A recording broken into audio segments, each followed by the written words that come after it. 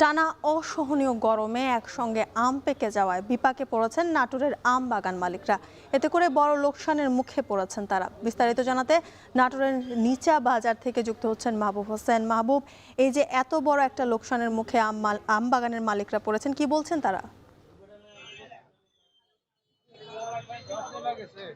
হ্যাঁ, জ্যোতিকা, আপনি জানেন যে ইতিমধ্যে কিন্তু মধু মাস চলছে। এই মধু মাসে কিন্তু নাটোরের বাজার সহ অলিগলি সব জায়গায় কিন্তু এখন আমের সয়লাব হয়েছে। তবে গত কয়েকদিনের যে টানা তীব্র তাপদাহ এবং যে গরম চলছে, সেই গরমের কারণে কিন্তু ইতিমধ্যে যে বিভিন্ন জাতের আম কিন্তু একসঙ্গে পাকা শুরু করেছে। এতে করে বাজারে কিন্তু আমের যে সরবরাহ সেটি কিন্তু বৃদ্ধি পেয়েছে এবং আমের যে দরদাম সেটি কিন্তু আমরা একেবারে কম দেখতে পাচ্ছি।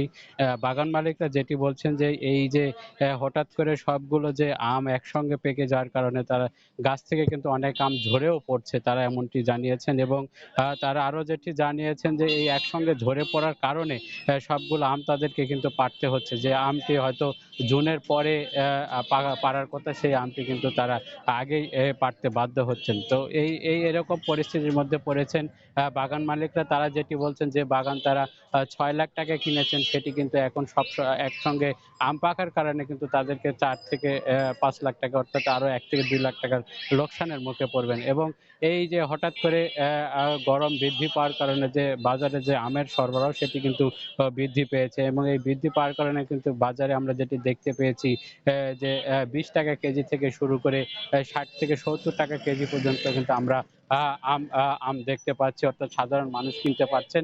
এবং এবছরে কিন্তু প্রায় ৪০০ কোটি টাকার একটি লেনদেনের এই আম কেন্দ্রিক হওয়ার কথা, সেটি কিন্তু আমরা কৃষি বিভাগের কাছ থেকে জানতে পেরেছি।